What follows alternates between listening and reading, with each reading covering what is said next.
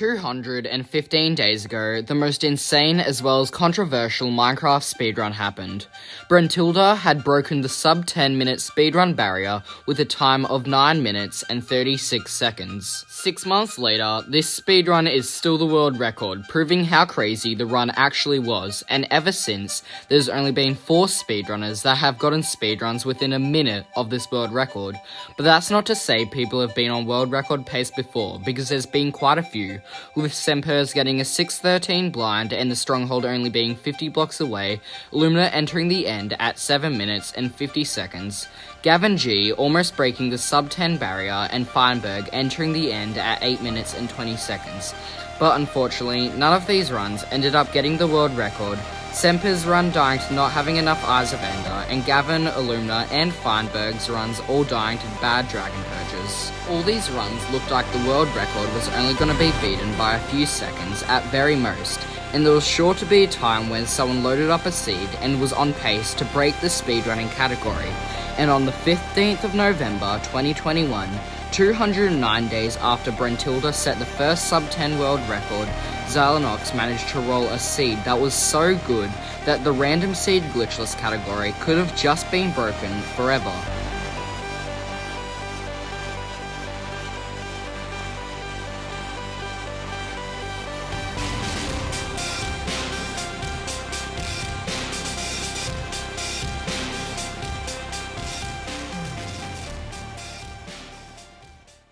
Before I get into Zylenox's almost perfect speedrun, I want to explain to you why he's one of the best speedrunners and some former runs that he's had that established him as this said best speedrunner. Zylenox has been a top speedrunner for quite a while now, with this PB being 11 minutes and 36 seconds, and holding the former tied world record of 14 minutes and 7 seconds. Wait, Hyreinax, did you just say tied world record?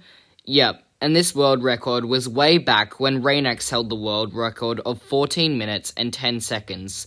Let me tell you a little bit about this run. As Zylenox loads into the world, he sees a nearby village that happens to have a blacksmith in it. Unfortunately, this was a breadsmith, meaning it had nothing useful other than some bread for some food in the run. He still decided to play out the run since he had a village, and a village was better than nothing at the time. He collected some wood so he can craft some sticks and a crafting table, and use that crafting table to make a pickaxe, and then that pickaxe to get some stone so he can craft the rest of his tools. He grabbed some hay bales, killed the iron golem, then crafted some bread and a bucket, collected some water, and then he leaves the village. He then searches around for a lava pool and then decides to dig down instead, and after a little bit of digging, he spots a lava pool and then builds his nether portal and enters the nether.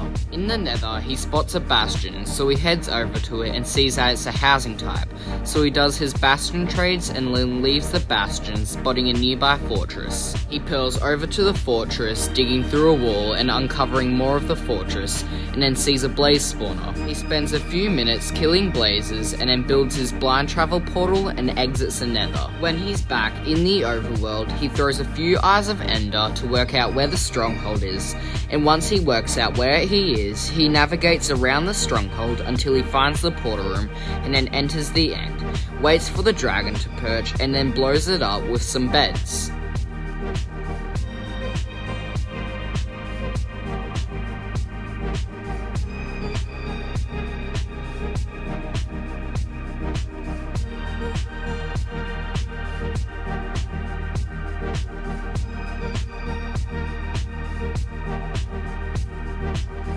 The significance of this run wasn't that it was a world record, but that it was tied with Hyreinax. Even though Hyreinax's run was 14 minutes and 10 seconds, and Zylenox's was 14 minutes and 5 seconds, it was later retimed to 14 minutes and 7 seconds, since earlier in the run he paused for 5 seconds to do some mental math, which wasn't allowed, so that time was added back to the run, making the 2 world records so close in time that the speedrun moderators later announced that it would be the first tied world record record. Before this world record happened, Zylenox's personal best was 15 minutes and 54 seconds, ranking him 11th place at the time. But a few days before he got the 14:07 world record, he was on pace to shatter the world record by possible minutes. The reason he didn't end up finishing the run, which was on pace to be a sub 13, which at the time would have been phenomenal, was because he didn't notice the stronghold next to him as he sailed past an island that was hiding the stronghold, losing him the most game-changing run at the time. Over the past few months, Zylenox has been grinding out RSG in his free time,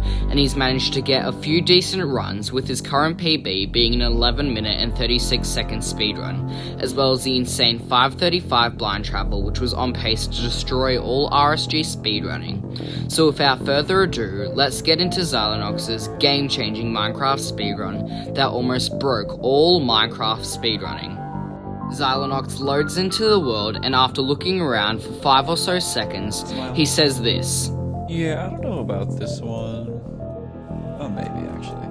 This is where I'm gonna say never speak too soon, because immediately after saying this, he finds that there is a buried treasure on the island by using his pie chart on the F3 screen.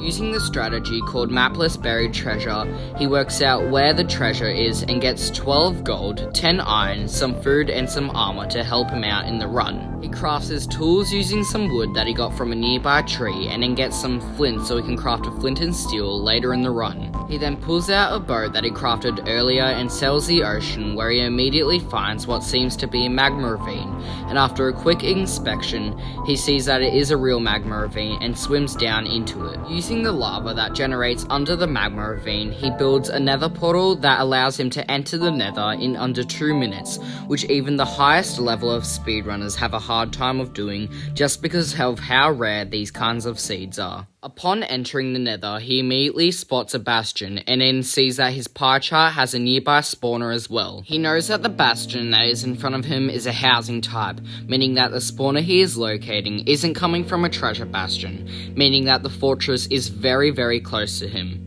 Knowing this, he starts to focus up and then enters into the bastion. After breaking the center chest to aggravate the piglins in the bastion, he travels over to the place where he will trade with his piglins, since there is the most gold blocks in the bastion that generates there. After collecting all the gold in the bastion, he loots the double chest and then works out the direction he has to go to find the fortress, and he works out he has to go west to find the fortress. He checks his trades and sees that he only has 13 pearls, but still decides to leave even though that is a bit risky. He throws 2 pearls to arrive at the fortress, meaning he has to have a minimum of 1 eye in the end portal. He arrives at the fortress and then goes to the blaze spawner and sees that the other blaze spawner is right next to that blaze spawner, so both spawners are active at the same time, allowing for faster spawning times, meaning faster fortress splits. After spending about a minute and a half killing blazes, he has 6 rods and then builds his blind travel portal and exits the nether.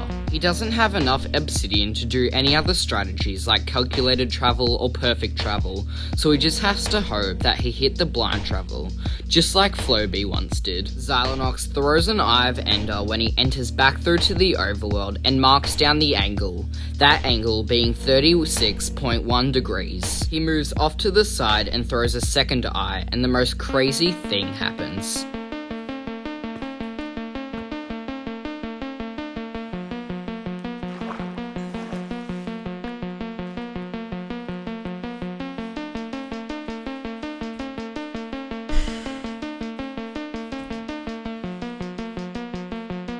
If you haven't noticed what happened yet after watching the chat go absolutely insane, then don't worry, because I'm here to help. The angle that the Eye of Ender was directed at changed to 47 degrees flat, which is a 10.9 degree angle change, meaning that the distance from him and the starter staircase of the stronghold is less than 100 blocks. Zylenox goes completely silent at this point and puts all his focus into the run, and goes forward a little bit until he throws one more eye and it goes back behind him. Zylenox knows that he can't risk throwing one more Eye of Ender just in case the 1 in 5 chance of the Eye of Ender breaking happens, so he just decides to dig down in a random chunk. This is where the run unfortunately dies, since after digging down for about 30 seconds, he realizes that he has missed the chunk of the stronghold and has to build back up. As he gets back up to the land, he notices a ravine, and after running over to it and checking, he sees that there was an exposed stronghold with a portal room only a few rooms deep. With this unfortunate turn of events, I want to quickly explain what could have ended up happening if the run went on, starting from the blind. After Zylenox worked out how far the stronghold was from him, he could have instantly found it if he went to the ravine and checked it instead of going a little further and throwing another Eye of Ender. If he did this, he could have entered the stronghold at around the 6:15 mark. With good stronghold navigation taking around 30 seconds and entering the end, if he had enough Eyes of Ender to enter the end in the first place, this means he could have entered the end at the 6-minute and 45-second mark. With an average perch taking around another minute off the run, the dragon could have perched at the 7-minute and 45-second mark, and Zylenox could have one-cycled the dragon, and after retime, there could have been a chance of the run being finished in under 8 minutes, and if he got the 1 in 13 chance of an instant dragon perch, he could have finished the run in under 7 minutes and 30 seconds, just showing how absolutely insane this run was. This may not be the new Speedrun World Record, but it is definitely something we will be teaching our next generation about in history class, since it is such an amazing feat and that all the world should know about. I would like to congratulate Zylenox on his 11-minute and 36-second speedrun and his next to perfect gameplay in his almost world record, and I hope that you are the next person to get the RSG World Record in 1.16, and I hope it happens really soon. As always, if you haven't already, please consider subscribing to Zylenox, as he has a lot of interesting content on his channel and more than just speedrunning, and I really think you would like his channel. If you enjoyed my analysis enough, consider subscribing to me as well, as I'm really trying to hit 1,000 subscribers as soon as I possibly can, and I can't do it without your guys' help. Thank you all so much for watching, and I really hope you enjoyed the video. I hope I see you in the next video as well. Goodbye everyone.